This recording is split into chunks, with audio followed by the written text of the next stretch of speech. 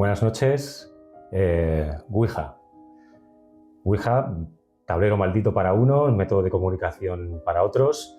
En cualquier caso, algo que ha dado mucho que hablar en el mundo del misterio y que desde siempre ha sido uno de sus principales protagonistas, tanto en películas como en radio, como en innumerables investigaciones. Hoy en La Hora Cero, amigos, hablamos de Ouija.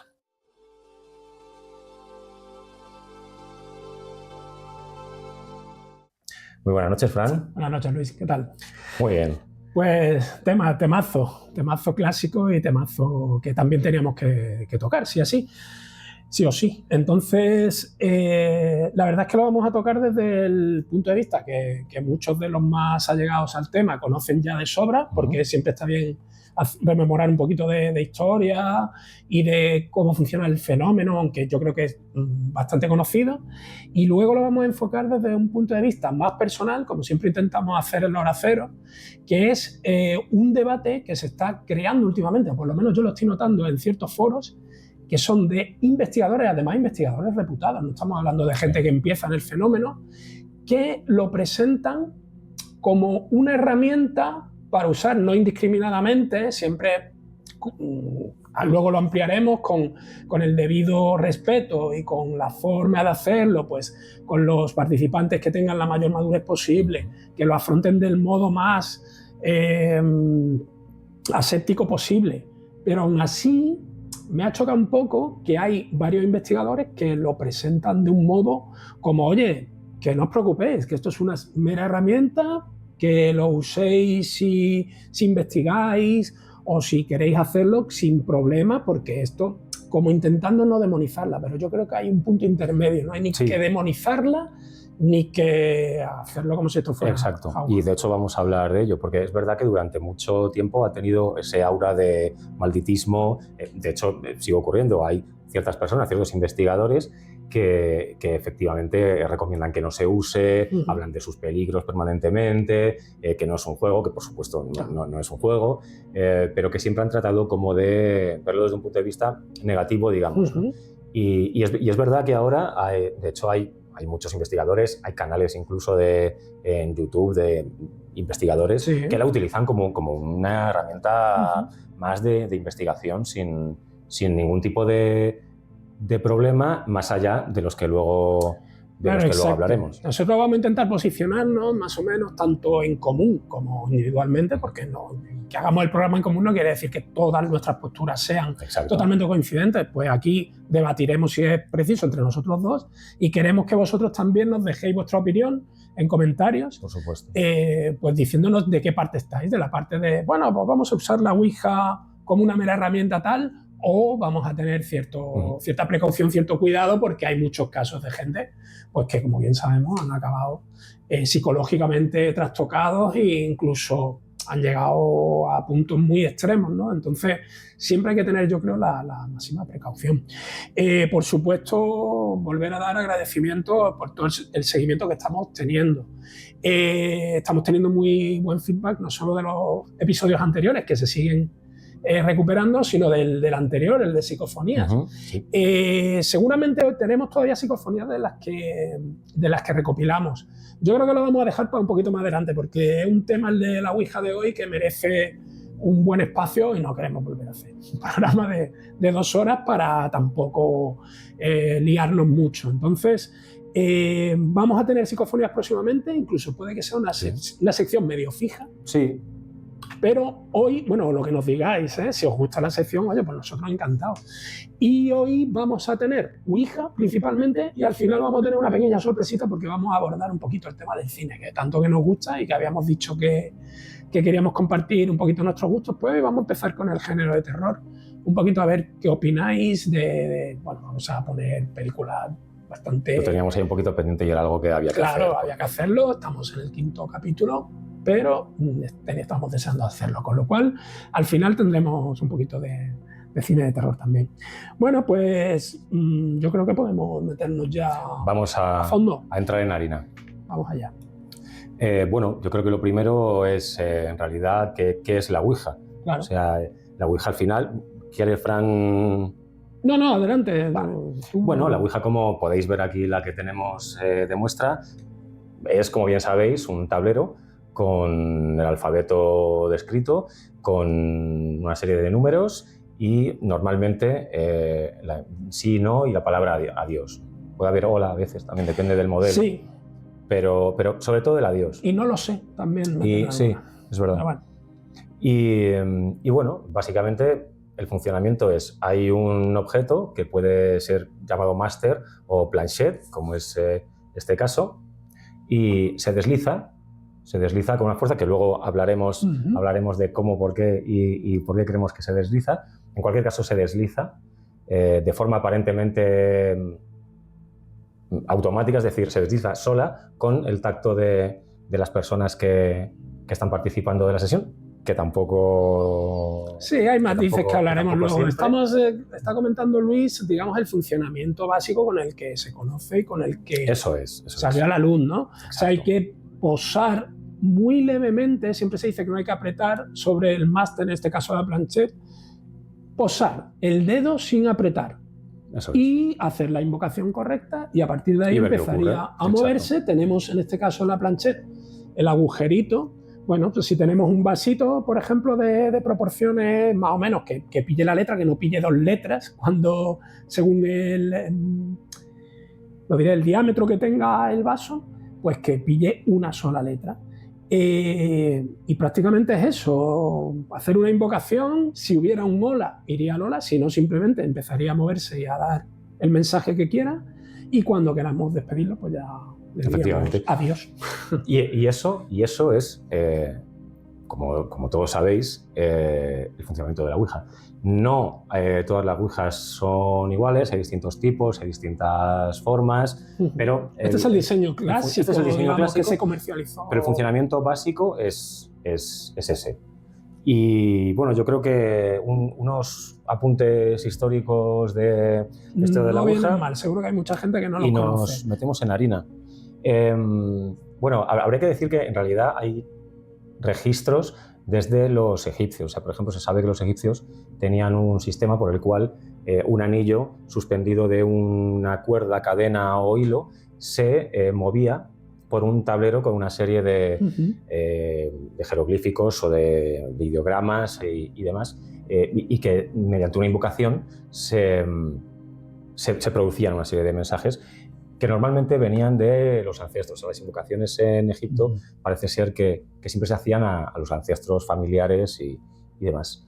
Pero tenemos, por ejemplo, Pitágoras se sabe que tenía un método por el cual un utensilio que se iba moviendo y iba dejando mensajes que, como veremos, las planchettes empezaron siendo eso, con una especie de escritura automática cuyos símbolos iba descifrando y posteriormente se los comentaba a sus discípulos, ¿no? Pitágoras, que tenía también ese aura entre matemático, filósofo y algo parecido a una secta incluso, ¿no? Curioso, sí. Pero, por ejemplo, los árabes, la zairaquia, que es un método no tanto como la Ouija, pero se utilizaba para generar ideas nuevas y lo utilizaban los astrólogos musulmanes y sí que de alguna manera tenía ese componente esotérico de que las ideas, o sea, había una serie de cuadrículas y se iban como generando conceptos unos con otros por un mecanismo y se generaban ideas en teoría originales que muchas veces se decía que estaban inspiradas por entidades del más allá. Muy clásico, sí. El antecedente más próximo a la Ouija, tal como la conocemos hoy, podrían ser las planchettes, como la que hemos enseñado antes, esta en concreto. Antes de usarse sobre un tablero como este, se usaban con una especie de lápiz que se sujetaba aquí. Esto tenía unas ruedecitas y el movimiento dejaba una serie de mensajes escritos y los mensajes eran interpretados. El problema que tenía este método es que muchas veces los mensajes eran inteligibles, eran muy difícilmente interpretables, claro. y se dejó de usar pues porque la mayoría de las veces no tenía ningún sentido lo que se escribía y era imposible de desentrañar. Y por eso empezaron a crearse las ouijas como las conocemos hoy. Es muy curioso porque hablando ya de la Ouija clásica, la patente es de 1891. La patente es de Elijah Jefferson Bond, que hay que mencionar que en esa época estaba el boom del espiritismo, había sesiones en todas las capitales europeas, en Estados Unidos, y era algo que estaba muy de moda, que se hacía en innumerables reuniones de la alta sociedad, en cafés, y se hacían todo tipo de experiencias de este tipo. La cuestión es que la Ouija entendemos que algo muy similar ya debía circular, pero no es hasta, creo que es en 1889, un par de años antes, cuando presenta la patente, y en 1891 es cuando ya se registra directamente. Este hombre tenía una amiga, este hombre estaba muy metido en esta historia, tenía una amiga, Helen Peters, que era medium, que es a través de la cual llega al formato del tablero, seguramente porque se lo presenta, como digo, en alguna reunión previa, y deciden patentarlo. Lo patentan como tablero de juego. De hecho, corre la leyenda de que convenció a la persona que trabajaba en la oficina de patentes del funcionamiento, porque le preguntó delante de él por su nombre, y la Ouija dijo el nombre sin que él lo hubiera dicho previamente, ¿no? Leyenda. Y también por ellos es el nombre. Esto lo dijo Helen Peters en alguna ocasión, que el nombre Ouija salió de una sesión en la que la propia tabla dijo que su nombre era Ouija y que venía de un vocablo egipcio. Sí. Aunque tampoco está sé. demostrado, ni hay ningún... Es una de las hipótesis. No hay ninguna fuente, digamos, rígida sobre eso, pero bueno, ¿no? Siempre se ha dicho. La historia de este hombre, de Elijah Jefferson Bond, es muy curiosa porque, bueno, él junto con otras personas monta la Canal Company, que es quien, de alguna manera, él junto con otras personas comercializan ya la Ouija y la convierten en un objeto de compraventa, más allá de algo hecho propiamente para las sesiones. Este hombre, unos años después, tiene problemas con sus socios y con las personas de la empresa, pierde los derechos. Y esto es curioso porque los pierde en favor de William Full, que era una persona que trabajaba en la compañía, uno de ellos.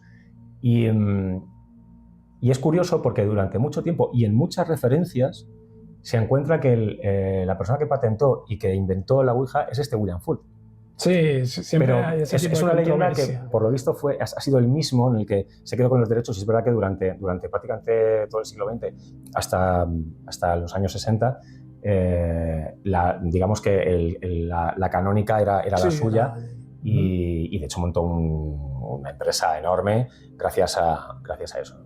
Y parece ser que el rumor de la invención lo lanzó un poco él mismo para atribuirse el hecho, pero no. La invención, o no la invención, sino la patente y el primer intento por convertir la tabla en un objeto de compraventa comercial es de Elijah Jefferson Bond.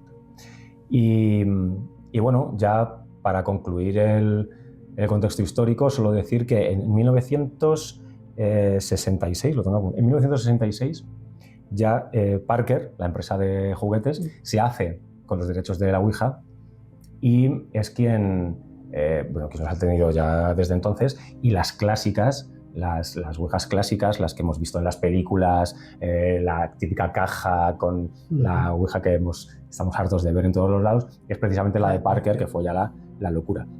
Un último apunte, y es decir que el pobre de Bond, que murió sin que nadie se acordase de él y sin que no tener ningún beneficio ya de la Ouija, murió en 1921, está enterrado en el Green Brown Cemetery de Baltimore, y este hombre tiene una lápida que es una Ouija. Claro, no. Como dato curioso, pues bueno, en fin, ahí tiene, para la posteridad por lo menos le queda el recuerdo de haber sido él el auténtico, molaría mucho el auténtico inventor.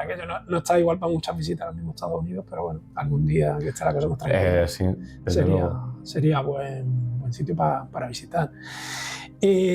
Bueno, también hay que decir que la Ouija, la base de la Ouija al final es una comunicación. Lo principal, obviamente, es la gente que la practica y el método para señalización, ¿vale? Pero como también hemos contado otras veces, tú puedes hacerte tu propio sistema de Ouija. Sí, sí. Con una cartulina, tú recortas todo lo que es el abecedario, los números, el adiós, el sí, el no, lo dispones en una mesa y luego pues le pones algo encima, normalmente un cristal, y pues con el máster pues ya te vas deslizando, que no tiene que ser el formato de tabla, aunque es lo clásico, pero bueno, solo hacer ese apunte en principio. Bueno, yo creo que podemos meternos ya de lleno con el debate que habíamos planteado, sí. ¿Vale? Para empezar, una de las cosas que siempre la gente duda es, a ver, ¿el vaso se mueve solo? ¿Lo mueve alguien? ¿Lo mueve conscientemente? ¿Lo mueve inconscientemente? Vale. Tenemos una hipótesis, algunos lo dan ya como algo comprobado, ¿no? Pero bueno, yo creo que es bastante difícil de comprobar. Hay gente que dice que hay de todos los participantes un canalizador y unos acompañantes. El canalizador, en teoría, sería la persona que más sensibilidad puede tener. Normalmente coincide con la persona que va a hacer las preguntas, aunque en una Ouija no hay nada cerrado, o sea, pueden hacer preguntas todos los participantes y eso se va a ir moviendo según disponga. Puede darse el caso de que a lo mejor pregunte a alguien y el máster o la planchera, lo que sea, no se quiera mover. Es, claro. Y cuando hable otro, pues se mueva y dice, bueno, pues quiero hablar con esta persona, ¿no? Entonces, hay una teoría que dice que la energía que hace moverse al vaso viene del canalizador y los demás seguirían el vaso o la planchette a donde se dirigiera. Y ¿cómo se movería esto si el vaso en teoría no se mueve, no tiene energía propia? Porque tampoco sería algo bastante fantasioso, ¿no? Que un vaso por sí solo se moviera, ¿no? Por lo que llaman, lo que muchos dan ya también por hecho, que se llama efecto ideomotor, ¿vale? El efecto ideomotor es muy sencillo de explicar. Serían movimientos inconscientes que el canalizador imprime sobre el máster, sea planchette o sea vaso. Vamos a hablar de máster para no tener que estar diciendo continuamente sea planchette o sea vaso, ya sabemos lo que puede ser. Incluso monedas también se han usado, monedas de 25 pesetas de la antigua, pues se hacían en la época en que fue el boom, en los 80 de la Ouija, ¿no? Que no solo se comercializaba, sino que yo lo he visto en tómbolas de ferias, sorteando Ouijas en los 80. En los 80 hubo un boom, y ahí todo el mundo hacía Ouija indiscriminadamente. Entonces, el tema del efecto ideomotor, ¿vale?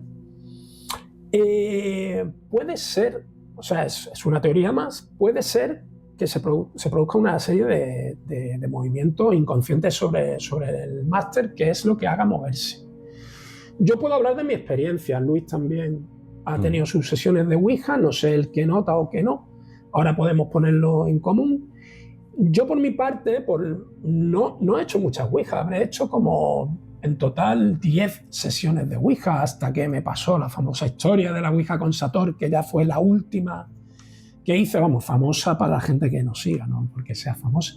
Y del episodio número 9 del podcast que ya hablamos en su día de A Tumba Abierta, de nuestro amigo Enrique Romero y Enrique Jordán, donde conté la historia con detalle, para el que le interese, para el que no la conozca. Yo he visto una serie de cosas con el vaso que a veces hace complicado pensar que son movimientos inconscientes del dedo. ¿Por qué? Pues por el mismo movimiento del máster, ¿no?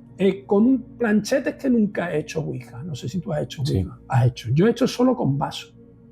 Entonces, el mero hecho de que un movimiento inconsciente, claro, es que hay mucha gente que dice, ya está explicada la Ouija, se mueve por movimiento inconsciente, ya, pero el hecho de que por movimientos inconscientes que la mente proyecta sobre el vaso, una Ouija, o sea, hagan mensajes coherentes a la velocidad que lleva y con una serie de movimientos ya es bastante misterioso. O sea, que no es que con la explicación del efecto idiomotor ya tengamos una explicación científica de lo que es la Ouija, ¿no? Sigue siendo una cosa muy misteriosa. De hecho, el vaso hay veces que hace movimientos rotatorios sobre sí mismo y tú, sea quien sea el canalizador, en mi caso la última Ouija sí que era yo quien hablaba, en las primeras que hice, ¿no? Yo estaba simplemente con el dedo puesto encima. Entonces, muchas veces hace un movimiento rotatorio el vaso sobre sí mismo, una cosa así, y va siguiéndolo todo con los dedos y entonces, claro, como que se te va un poco. Incluso a veces la velocidad que toma el máster, a mí me ha pasado alguna vez que se nos escapa a los 3 o 4 personas que estaban durante unas milésimas. Y el tipo de movimiento podría descartar incluso que fuera de inercia, porque es verdad que, claro, si el vaso de pronto hace esto, a esta velocidad, pues por la velocidad que ha cogido puede irse un poco por inercia. Pero es que muchas veces a nosotros nos ha pasado que durante unas milésimas, o sea, es algo muy leve, se nos ha ido el vaso del dedo, con la sensación por lo menos de que el vaso se estuviera moviendo solo. Ya sabemos que no es una teoría que los expertos sobre todo defiendan por razones más lógicas y científicas que por otra cosa, pero a mí no me queda claro. Y lo que más me ha pasado a mí en una sesión de Ouija, que fue la de Sator, fue que Sator en este caso no quería irse, decíamos adiós, adiós, Sator no quería irse, todo el rato decía no, no, y seguía dando vueltas alrededor del tablero, y ante la desesperación de que ya pasaron una serie de cosas, que los que conozcáis la historia ya no voy a repetir, pues ya las conocéis, por desesperación ya, yo estaba a este lado de la mesa, mis compañeros estaban dispuestos así, eran 3 personas más en ese momento, y el adiós estaba en mi lado. Que, bueno, los que conozcáis hayáis hecho Ouija, ya sabéis que para despedirse de la entidad se dice adiós. La entidad se coloca justo encima de la inscripción de adiós y en ese momento se supone que ya se ha ido.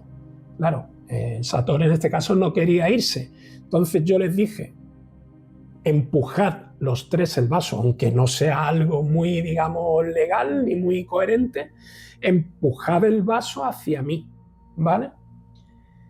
El vaso estaba anclado. O sea, yo veía las yemas rojas de mis compañeros empujando el vaso. No te digo que estuviera una cosa ahí como si estuviera clavado, pero el vaso hacía un movimiento como incluso de moverse de la presión que estaba teniendo del resto. Y entonces eso que vimos 4 personas y más que había de testigos, ¿eso qué efecto idiomotor lo explica? Claro. O sea, de hecho, es verdad que lo de las paradas también a veces es habitual. Efectivamente, por pura inercia, tanto si lo está moviendo la fuerza de una sola persona y los demás siguen por inercia, como aunque fuese que están haciéndolo voluntariamente, lo que no sería normal en ningún caso es que se clavara. claro. O sea, que se quedase clavado de golpe, precisamente porque no es una sola persona, son varias las personas que están participando. Claro. Con lo cual, que se pare, yo lo he visto, es una cosa que pasa de forma bastante habitual, o en ese caso que tú estás contando, que ni siquiera sean capaces de moverlo, es complicado de aceptar.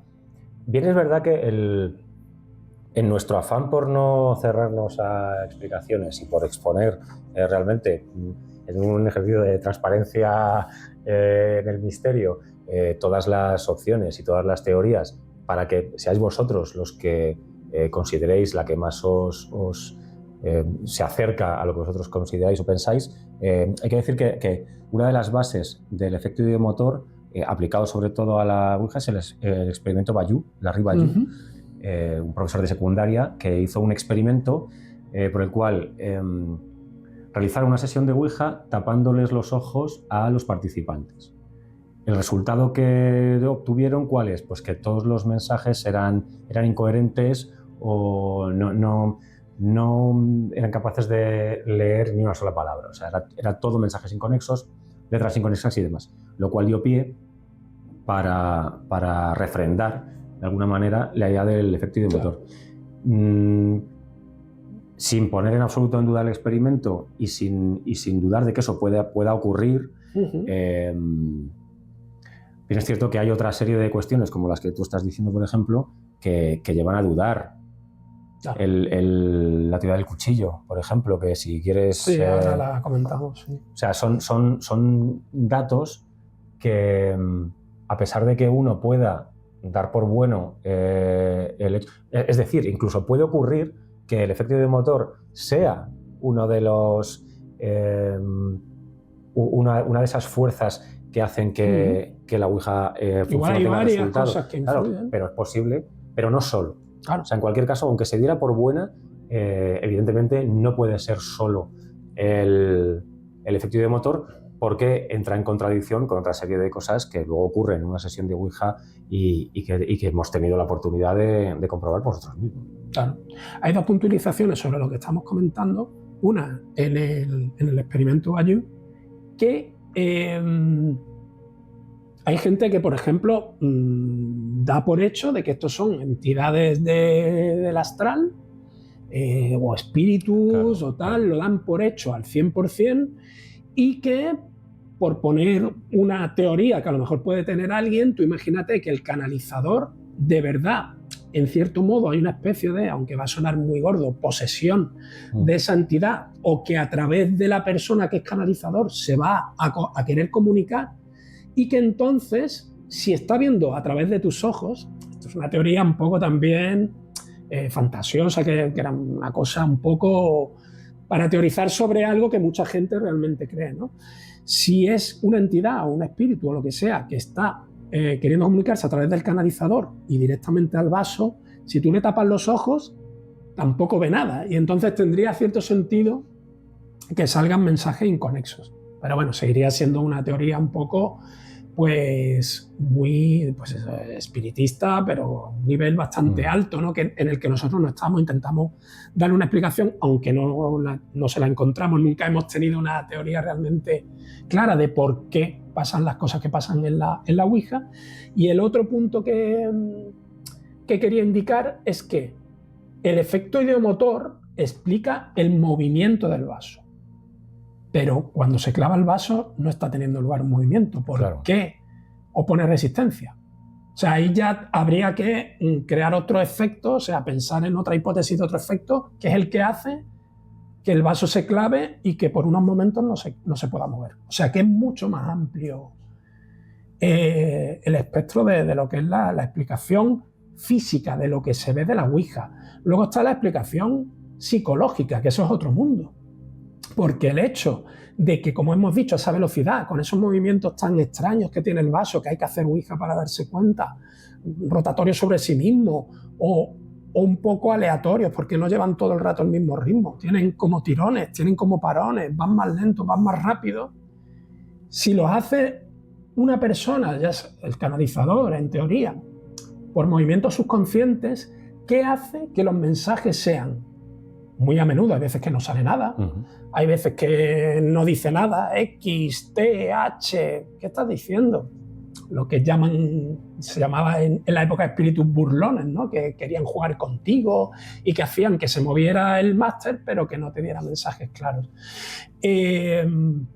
Entonces, ¿qué es lo que hace realmente que el subconsciente de una persona, del canalizador, se manifieste de forma que emita mensajes no solo coherentes con lo que se está hablando, respuestas coherentes, sino muchas veces que hasta a las mismas personas es sorpresivo lo que dicen. Dicen, madre mía, pero es que a mí esto no se me ocurriría. Si es verdad que lo que se le ocurriría a tu subconsciente no tiene nada que ver con lo que se te ocurre a ti conscientemente. Pero aún así sigue siendo un misterio muy grande. ¿A dónde queremos llegar con esto? Pues a que, al menos desde mi punto de vista, no sé si Luis estará de acuerdo conmigo, el funcionamiento de la Ouija, el resultado de una sesión de Ouija, desde que empieza hasta que termina, todo lo que engloba es caos, es caótico. Yo creo que puede pasar, y lo digo por mis propias carnes, por la experiencia que tuve, puede llegar a ser muy caótico.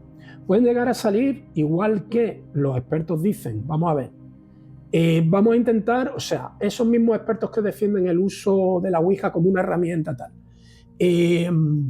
vamos a intentar que las personas que hacen Ouija sean personas lo más maduras posible, que sepan lo que van a hacer, que a ser posible tengan una experiencia previa, aunque al final es como todo, es como el trabajo. Para tener una experiencia previa tienes que hacer una primera vez. Claro. Entonces, sobre todo que haya una madurez, yo pediría, no voy a pedir eso obviamente, pero sería bueno tener un informe psicológico de la persona, de qué estado mental tiene, si es una persona más o menos equilibrada, porque ya conocemos todos esos casos que han llevado a demonizar el fenómeno.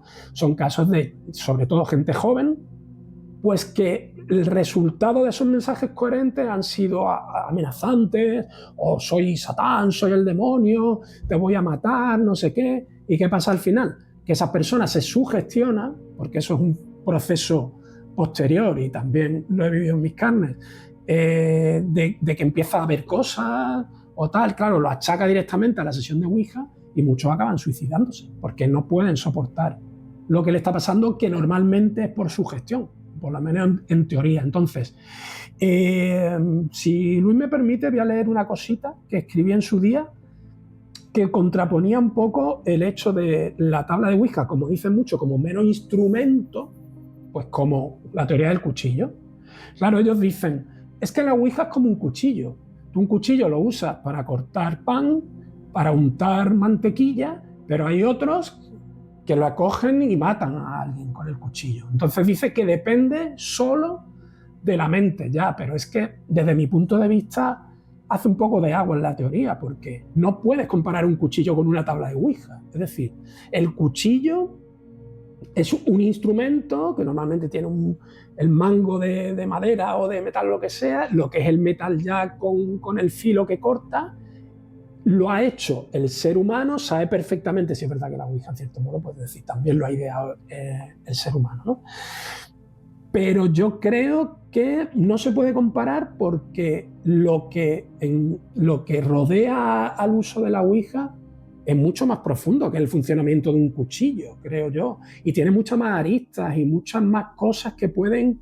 Entonces, leo rápidamente, porque es mucho de lo que hemos hablado, lo que escribí en su día. Entonces, la tabla en sí se podría tildar de herramienta que enfrentar de modo objetivo, sin connotaciones negativas, pero el hecho subyacente, más allá de tomar contacto, en este caso digital, con cualquier máster, y que se produzca la comunicación mediante movimiento del mismo, independientemente de existir la más que popular representación física, que es un código lingüístico, como mensajes cortos, letras, números, etc., anula el hecho de tratarse de un mero objeto que funciona como aparato instrumental, ya que, como he dicho, el elemento caótico que puede representar, ya sea con la teoría del efecto idiomotor, o como si desconocemos el origen real del funcionamiento, del movimiento, al final puede ser peligroso. Como hemos comentado, ya no digo como amenaza física, que en el momento te vaya a volar algo y te vaya a dar, sino para la psique. Sobre todo en el caso de actores, como hemos dicho, con mentes más inmaduras, inexpertas o frágiles. Por tanto, se podría concluir con estas deducciones previas que la Ouija, en determinados casos, puede no ser tan inofensiva como algunos se empeñan en decir, haciéndolo con las personas maduras, tal. Siempre va a haber un elemento que se te puede ir de las manos en un momento dado.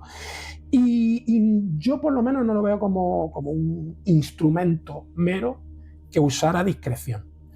Digamos que algo intermedio, por no ponerme tampoco del lado de la demonización, algo intermedio en que hay que coger con mucha precaución, y no como, venga, sí, esto es un cuchillo para untar pan, o una cámara que la pongo a grabar y me graba y luego la paro y se para.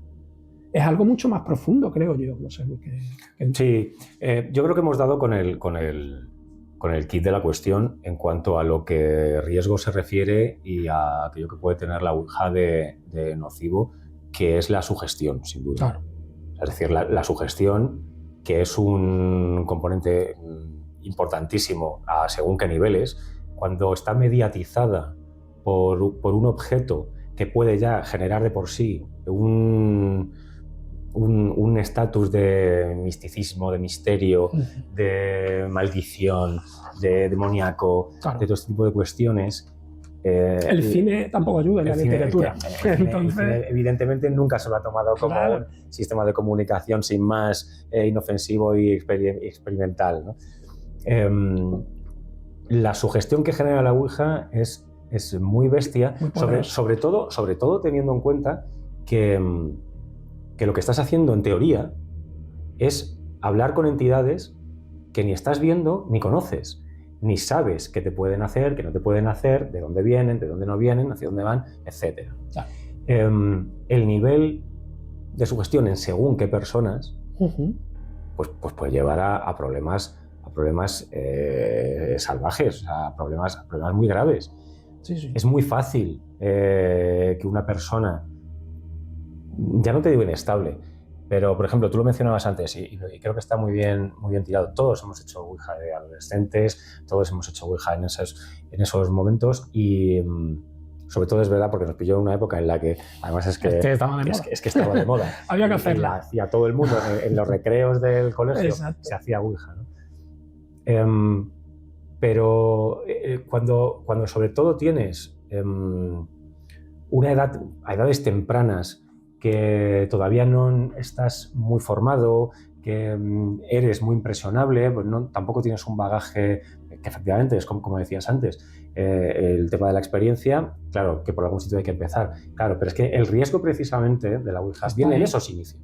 Los inicios son si tú pasas eso, ya tienes una cierta experiencia y demás, y no te ha ocurrido nada, tú por ejemplo tuviste esas experiencias, si no te ha ocurrido nada, pues perfecto, porque ya lo vas trabajando y demás.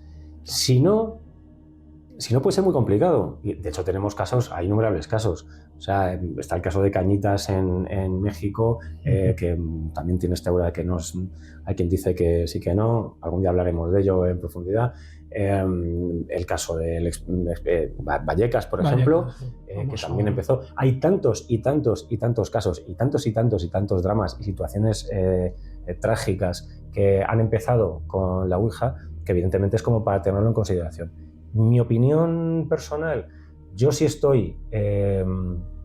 yo sí creo que como método de experimentación dentro del mundo del misterio es un método totalmente válido y que de hecho creo que es uno más y de los importantes, pero por supuesto, es evidente que para utilizarlo y para tener experiencias con Ouija es absolutamente necesario tener un bagaje educativo, pero no te digo educativo en cuanto a formación o en cuanto a estudios, sino educativo de saber muy bien lo que es la Ouija, saber cómo funciona la Ouija, saber los riesgos que conlleva y tener la suficiente madurez como para aceptar los resultados que puedan tener. Madurez y la actitud con la que la planteé, porque yo, por ejemplo, con los 16 años que tenía cuando hice mi última Ouija, que fue la que desencadenó todo lo que yo en principio tomé como sugestión clara, como incluso esquizofrenia, que con los años, ya con lo que pasó, me lo desmontó un poco, pero bueno, en ese momento yo lo creía claro.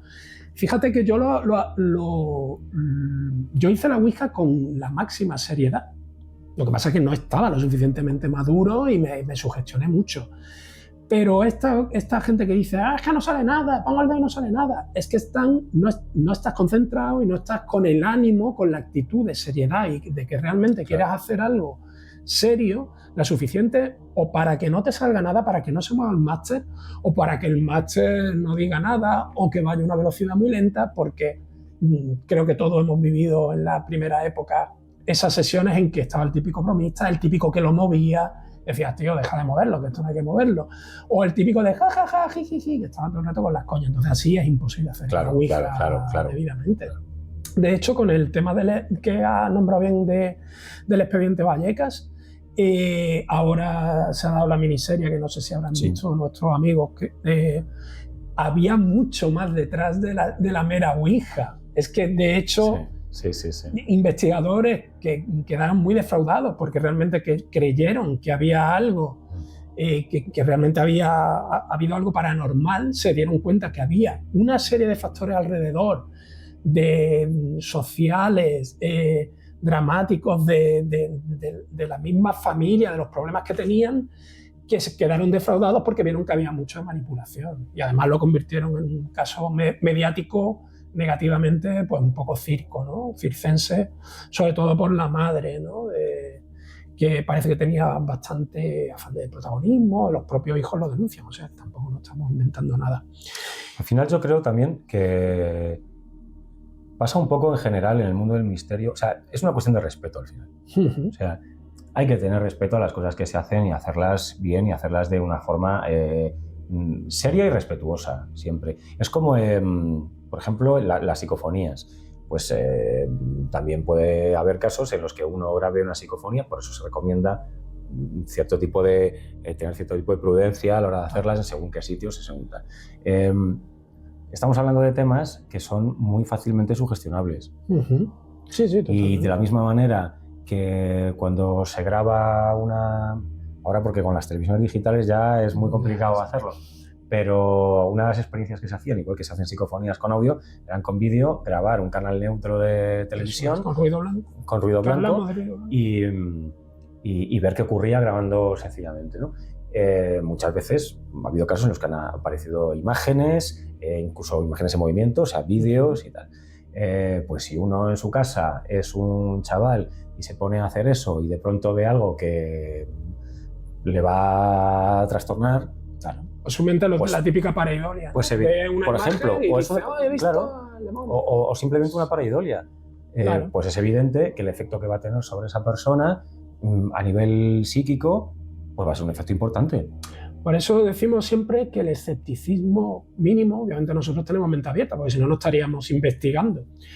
El escepticismo mínimo, por no decir lo más marcado posible, es muy importante en estos casos para intentar que siempre va a haber sugestión. Siempre va a haber sugestión. La sugestión es algo muy poderoso mentalmente y por más que intentemos evadirnos de ella, nos va a atrapar, sobre todo si de pronto empezamos a escuchar algo, a ver algo que nuestra mente no acaba de explicar, ¿no?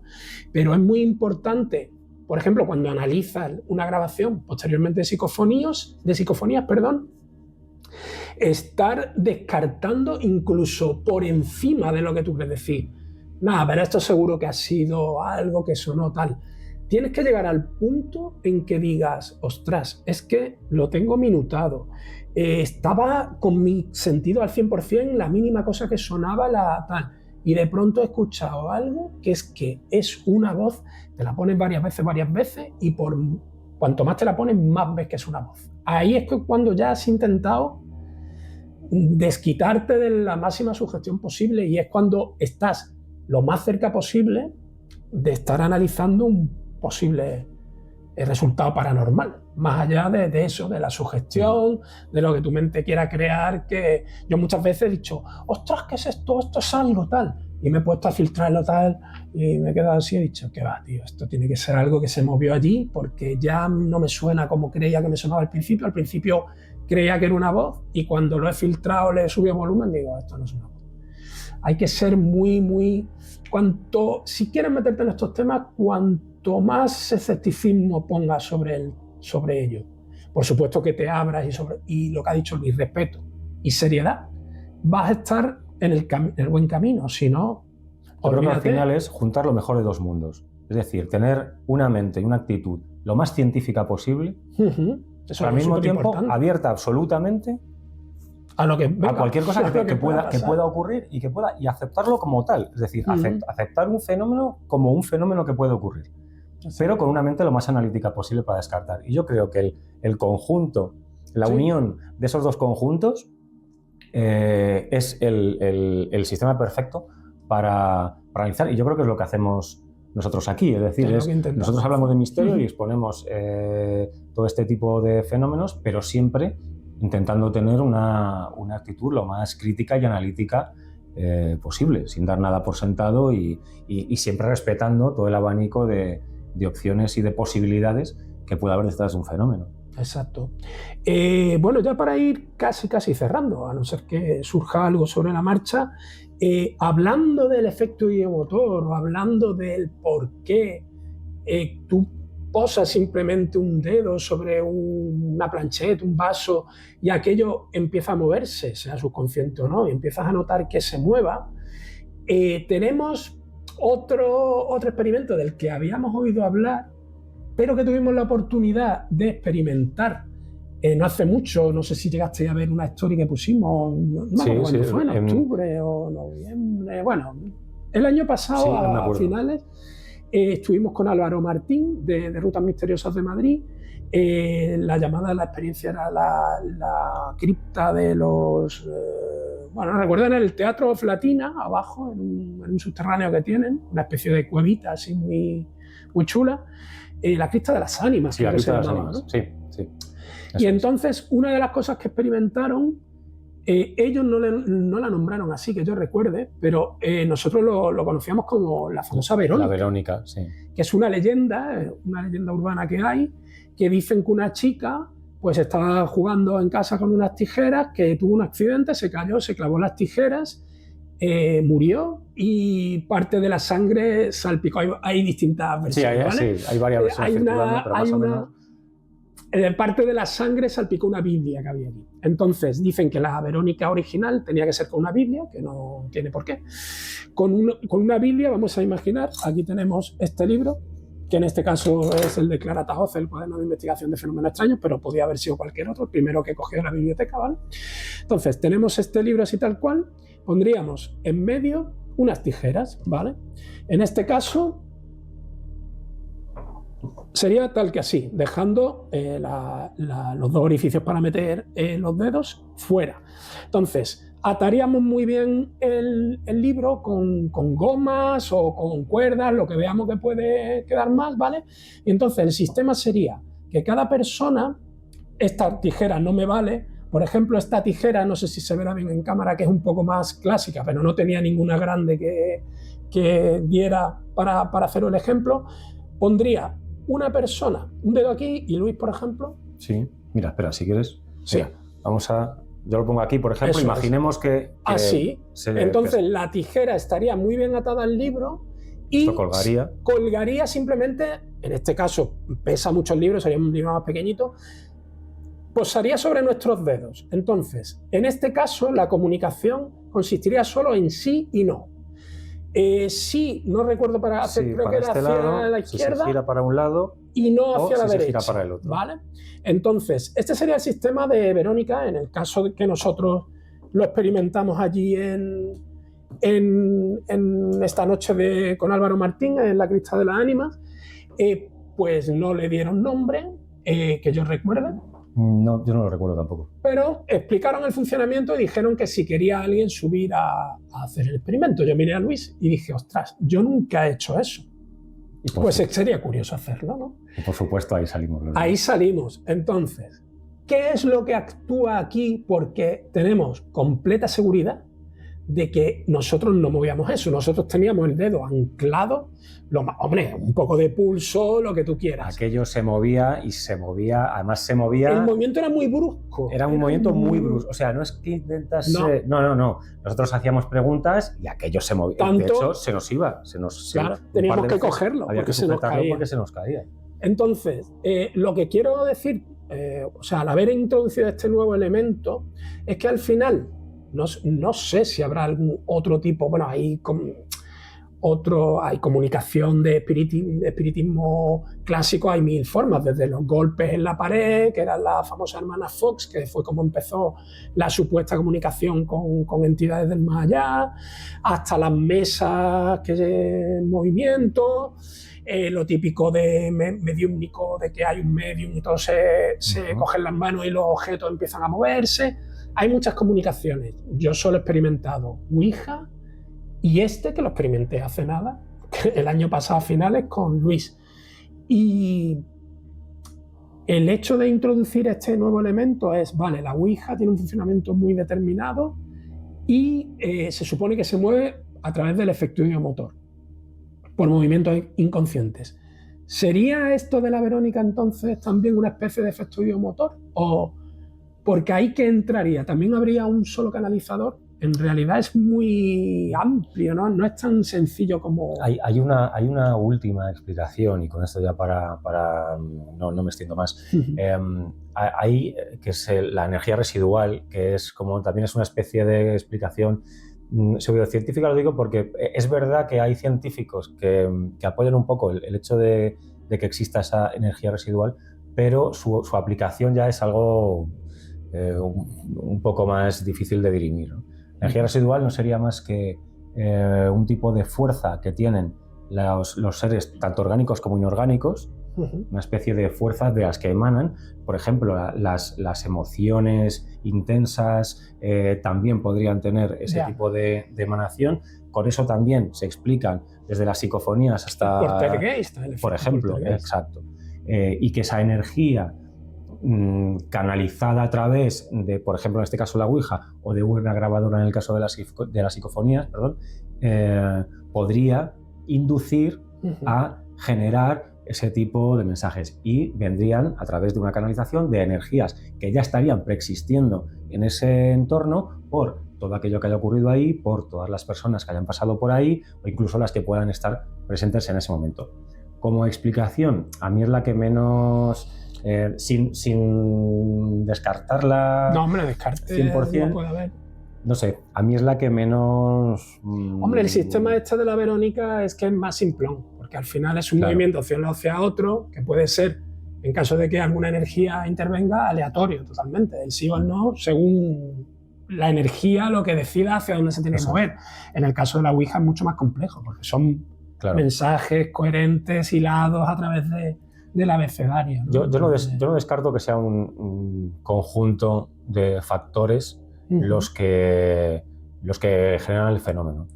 Y bueno, que de hecho se ha llegado a decir que la Ouija podría ser hasta un método de comunicación con extraterrestres. También se dice. Sí. Que eso también se ha dicho. O sea, es una de las teorías... Para empezar, tienes que estar seguro de que hay que obviamente habrá vida más allá, no sabemos qué tipo de vida, y no tienen por qué ser ni humanoides ni tener inteligencia. Puede ser, está abierto, pero claro, ya tendrían que darse toda esa serie de premisas para que se comunicaran a través de una Ouija, ¿no? Es también, por ejemplo, igual que decíamos, el hecho de tapar los ojos y que salgan mensajes inconexos, el hecho de que la Ouija también puede tener sentido, ¿no? Que se comunica a través de tu idioma, aunque entres en contacto con una entidad que sea extranjera, ¿no? Es curioso eso también. Es curioso. Porque si realmente esa entidad es, por poner un ejemplo, William Shakespeare, pues tendría que hablar en inglés, no sabe español, ¿no? Entonces, la verdad es que hay un montón de ramificaciones que lo hacen mucho más apasionante, como creo que tendréis, es el resumen de todo lo que llevamos hablando este rato. Hay un montón de ramificaciones, y como todo lo paranormal, todo lo que se escapa bastante a los sentidos, pues tiene un sinfín de hipótesis y un sinfín de posibilidades sobre las que se sigue investigando. Yo, por ejemplo, decidí en mi día, por mi experiencia, no volver a hacer Ouija. Muchas veces estoy tentado, pero siempre está ese puntillo que me hace echarme atrás. Entonces es un terreno que, por lo que hemos hablado también en un punto de la conversación, ya por mi experiencia decidí tener, por ese efecto caótico que hemos hablado, decir, oye, es que igual me pongo a hacer una Ouija y me vuelve todo lo que me pasó a nivel mental. Entonces, aunque obviamente mi mente para nada tiene que ver con esa del chaval de 16 años, queda un poco siempre está ahí el remanente de aquello que ocurrió. Así que nada, respecto al tema de la Ouija, darnos vuestras opiniones, qué pensáis, si sois más de Ouija herramienta o de Ouija precaución, porque puede ser un elemento caótico que pueda llevar a peligro, qué pensáis, y si tenéis cualquier experiencia que hayáis vivido con la Ouija, sea más extrema. Hacérnosla llegar sin ningún problema. Exactamente. Tema apasionante en cualquier caso, del que Totalmente. Seguro que volveremos a hablar en otros programas, y sobre todo, si os ha gustado, pues eso, decídnoslo, y si queréis que profundicemos más en algún punto que os haya interesado, lo retomamos sin ningún problema. Pese a mi idea de tener ese respeto y de no querer hacerla, y de recomendar que haya esta serie de parámetros que hemos dicho para hacerla, intentar ir con mente fría, lo más analítica, lo menos sugestiva posible, aunque sea difícil, etcétera. Más allá de eso, yo tampoco quiero estar del lado de la demonización, ¿vale? O sea, nosotros animamos a cualquier mente que se vea capacitada, si no lo ha hecho nunca, y con otras personas, porque tienes que rodearte de gente que igualmente tengan que vayan en esa misma dirección, a que al final es que tienes que verlo por ti mismo y vivirlo por ti mismo. el típico caso de la persona que no quiere hacer Ouija y que está de espectador viéndola y dice, ¿lo estáis moviendo alguno? Claro, es que la impresión y lo que uno desde su mente lógica quiere pensar es que eso no se está moviendo ni solo ni por un movimiento subconsciente de nada. Yo creo que es una decisión muy personal que tiene que ir siempre en función de la responsabilidad, del saber lo que uno mismo quiere hacer, en qué condiciones y el nivel de susceptibilidad que puede tener o de aprensión ante Como persona ante el aprensiva fenómeno. que se aleje, vamos, totalmente. Y pero... a partir de ahí, evidentemente, nosotros no somos nadie para decir, No, hombre, cada claro, uno sabe, nosotros exponemos la Claro. cuestión. Y que cada uno tome... Nosotros, si alguien la quiere utilizar, nos parece perfecto, si alguien no la quiere utilizar, nos parece perfecto, pero eso sí, si lo hacéis, pues apelando un poco a esos mínimos puntos de seguridad y de precaución. Yo si algo O sea, tengo claro es que la Ouija es caos. El funcionamiento de la Ouija es caos. Tienes la teoría del efecto idiomotor que puede tener su explicación y todo lo que hemos hablado. Pero al final se te puede ir de las manos fácilmente.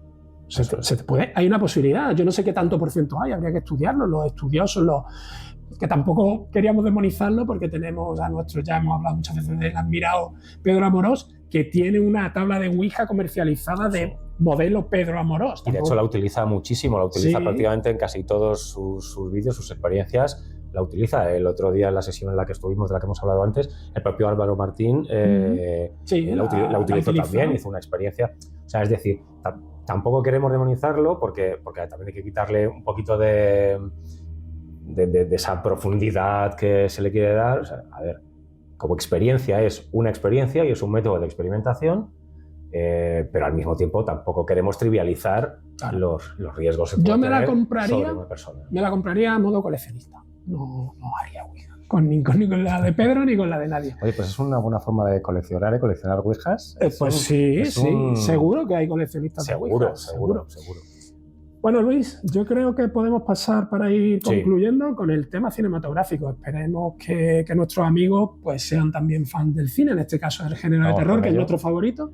Y se me había ocurrido, pues eso, habíamos hablado de hacer un ranking, pero es muy difícil hacer un ranking. Dices tú, hombre, si haces un ranking de 100 películas, igual estás más o menos, he dejado dentro, más o menos, que tampoco, todas las que tienen que estar. Y siempre te va a fastidiar dejar fuera cosas. Pero no vamos a hacer un ranking de 100 películas, porque nos daría la vida.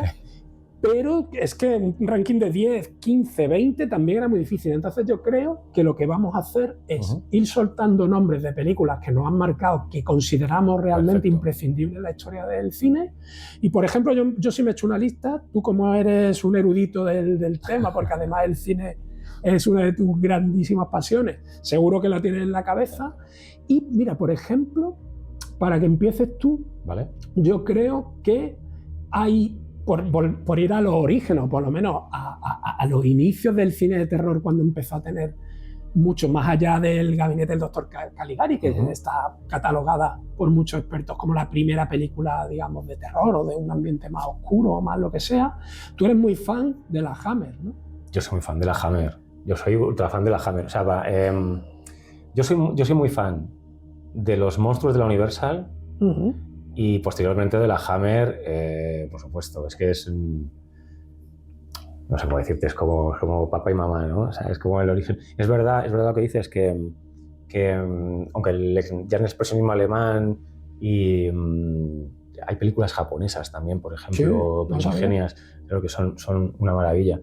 Pero, por ejemplo, sin caer en el Nosferatu o en el Gabinete del Dr. Caligari, que son brutales, sí es verdad que... a ver, es que yo tengo predilección por los Dráculas de la Hammer. Sí, ¿no? Más allá de los Frankenstein, que son todos maravillosos, tampoco querría yo decir aquí que no, pero, por ejemplo, el Frankenstein... Yo es que soy muy fan del Frankenstein de Boris Karloff y de... Claro. Yo fui el que conocí, ¿no? con el que crecí también. Pues el Frankenstein de la Hammer, que de hecho el monstruo lo interpreta Christopher Lee, pues hombre, tiene menos gracia, ¿no? Pero mira, ya que hablamos de la Hammer, para que me hable de la Hammer, voy a poner un ejemplo que me parece una película. Es una película conocida, no es que sea un submundo del cine, pero es una película que, pese a ser una película maravillosa, que a mí me parece increíble, es la última película, una de las últimas películas de Hammer, y desde luego la última película de Terence Fisher para Hammer, que es el gran director de los Dráculas, Sí. que es The Devil's Ride Out en inglés, La novia del diablo en castellano, una película con Christopher Lee de protagonista. Es una película absolutamente maravillosa. Y de culto, ¿no? También. De cultísimo. cultísimo. O sea, dentro del mundo del culto es una película muy conocida, porque no deja de ser una película de Terence Fisher. Sí. Dentro de, claro, esto es como todo, ¿no? Estamos en el iceberg del terror. A ver, no estamos hablando evidentemente de Pesadilla en Elm Street. Ya, hombre. O si me apuras, podríamos ir mucho más arriba en cuanto al mainstream. Pero sí que es una película, es una joyita oculta, ¿no? Y es una película que va sobre satanismo, sobre una secta satánica. Bueno, el título ya te puede indicar. En la que hay una persona que es amiga de Christopher Lee, que es como era un conde, un marqués. Sí, es un noble, ¿no? Un noble, sí. Es un noble que va a ver a su amigo y se da cuenta de que su amigo está formando parte de una especie de secta ocultista que quiere hacer un ritual. La trama me quiere sonar, sí. No la he visto, pero me suena. Y ya que me ha sacado la Hammer, quiero, además, con mucha intensidad, recomendar esa película que para mí es una joya casi te diría que del fantaterror, más que del terror puro, pero en la que evidentemente hay una secta satánica, hay rituales, hay una película maravillosa que recomiendo sin duda. Pues muy bien, yo es que por eso te he querido que empezaras tú y te fueras a ese terreno más bien de películas más primigenias, porque yo ese terreno no lo controlo tan bien. Yo empecé a ver películas ya más contemporáneas de mi época, empecé, bueno, con mis terrores favoritos, pues tendría yo 10 o 11 añitos, el programa de Narciso Ibáñez Serrador, donde ponía películas normalmente míticas, tanto españolas como extranjeras, pero yo se puede decir que empiezo pues con el cine contemporáneo de cuando yo era pequeñito, y hay una película que es obvia y que hay que nombrar, además del año que nací yo, de 1973, que vamos a hablar de ella, El Exorcista, ¿no? Pues eso, yo creo que es la película... Claro, es que todo el mundo la pone como la película. Yo estoy de acuerdo. Es la película. Yo creo que es la película, por todo, por muchísimo. Da para un para un programa entero. Para un programa, sí, El Exorcista. Sí, y la verdad es que ese sería, digamos, el top. Yo muchas veces empiezo a decir, hay una película que me parezca, no que me puede gustar más o menos, o entretener más o menos, porque es verdad que El Exorcista, sin ser aburrida, tiene un ritmo más tranquilito, pero a mí me mantiene en tensión casi todo el metraje prácticamente, ¿no? Pero cuando la analizas en conjunto, yo creo para mí que no hay nada más. Y sigue funcionando. Sí. A día de hoy, sigue teniendo una atmósfera insuperable, hay planos absolutamente míticos. Sí, es una verdadera maravilla esa película. Y de esa época más o menos, otra de mis favoritas es La semilla del diablo. Bueno, estamos muy satánicos, ¿eh? Sí, la verdad es que no hemos salido de momento del tema satánico, pero pronto saldremos. Una película atmosféricamente increíble. Sí. Además una interpretación de Mia Farrow, que es una pasada. A ver, ya entrando más en terrenos de los que yo por lo menos me siento bastante identificado y bastante motivado, es la primera película, digamos, oficial, aunque seguro que hay sucedáneos anteriores que se pueden plantear como tal, de lo que se conoce como slasher, que es el tipo con máscara y normalmente arma cortante que mata. Y tenemos a Halloween de Carpenter, ¿qué decir de eso? ¿No? Es que es una de mis películas favoritas de la vida, La noche de Halloween, parece una verdadera maravilla. Es una pasada. Es verdad que todos los Jasons, todo esto viene después. O sea, el primero es el bueno de Michael Myers. Película de John Carpenter que vamos a decir John Carpenter. Es que al final son porque... ¿Cuáles son tus directores de terror favoritos? Pues es que al final vamos a estar de acuerdo, porque podemos decir unos u otros, tal, pero Carpenter, ¿quién no va a decir John Carpenter? Claro. Pues bueno, por supuesto, por añadidura tenemos Viernes 13.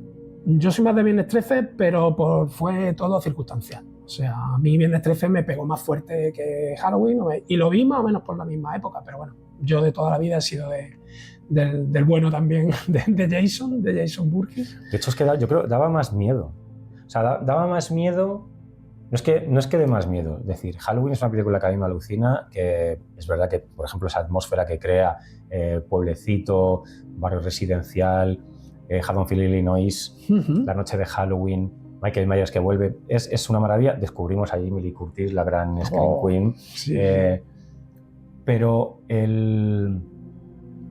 este rollo bosque, este rollo campamento, que también lo inaugura, el rollo campamentos Claro. sangrientos, lo inaugura Viernes 13, era... es que yo también recuerdo verla de niño y que me impactase mucho más.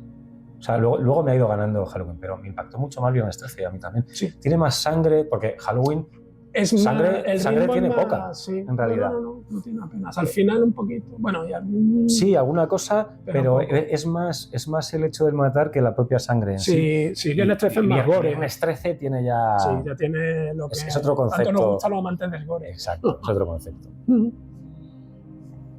Iba a decir yo algo más del tema del slasher o de Viernes 13. Bueno, también Jason es más monstruoso, ¿no? Ya por el mero hecho de estar desfigurado. Claro. Se supone Michael Myers pues es una persona que, aunque también tiene un matiz sobrenatural, porque también le disparan y sigue reviviendo. Claro, pero es una persona que está encerrada en un psiquiátrico. Claro. Y Jason es alguien que está muerto. Claro, es un muerto, es una especie de zombie. Entonces eso te daba más respeto, ¿no? Cuando eras pequeño. Decir como pequeño apunte que la imagen icónica de Jason con la máscara de hockey aparece en la tercera parte. Eso es. O sea, hasta la tercera no aparece en realidad el Jason con máscara. Porque es de una de sus víctimas. Si no lo habéis visto, vamos a hacer un mega spoiler. El que no lo quiera oír, que lo quite. Ya lo he oído. Pero el asesino en la primera es la madre.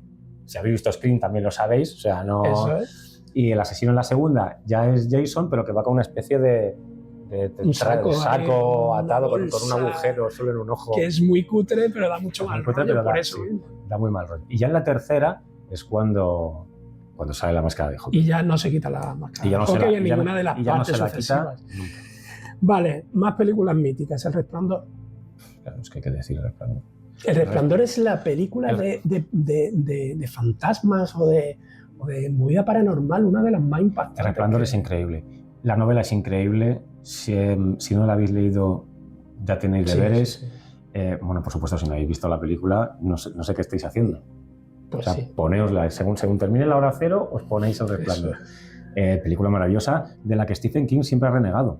Sí, es verdad. Hicieron luego una miniserie, ¿no? Que era más fiel, pero claro, no está Jack Nicholson. Es verdad que hay cosas que cambian.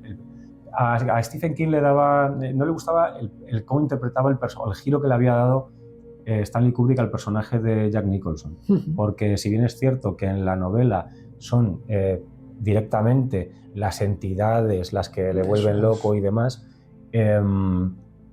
en la película de Stanley Kubrick, de Jack Nicholson, sí que es verdad que hay un componente en el que el propio personaje, me parece una maravilla, o sea, que el propio personaje ya trae cosas de su personalidad que de alguna manera favorecen el hecho de que lo que ocurre en el hotel. Y a mí esa dicotomía del personaje me parece soberbia. Sí, está muy bien hilado todo, la verdad. Pero a Stephen King no le gustó. No, bueno, ¿qué vamos a hacer? La Matanza de Texas, amigo. Otra de mis grandes.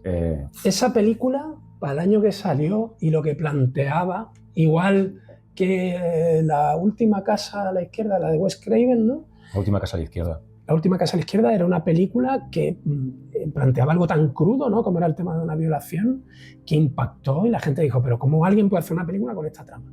Pues La Matanza de Texas, las imágenes, o sea, la primera aparición de Leatherface es tan brutal que es O sea, se me ponen los pelos de punta. O sea, cuando yo vuelvo a ver la película, digo, Dios mío, la brutalidad y lo crudo de esa escena.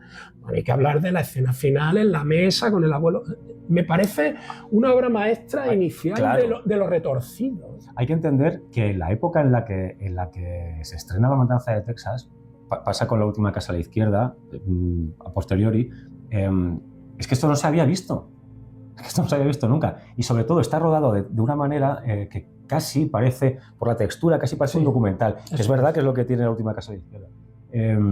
La Última Casa a la Izquierda es que también hay que verla. La primera película de Wes Craven, el de Pesadilla en Elm Street. No apta para todo el mundo. Precisamente por eso, porque está rodado de una forma muy cruda. O sea, no hay música, no hay el traveling, nada, es todo cámara. Es todo muy, muy crudo, muy directo. Y es completamente demencial y muestra hace una exposición que yo creo que es un poco al final el subtexto que tiene la película, hace un poco una exposición de lo que es la América profunda, el Estados Unidos profundo, ese Estados Unidos en decadencia absoluta.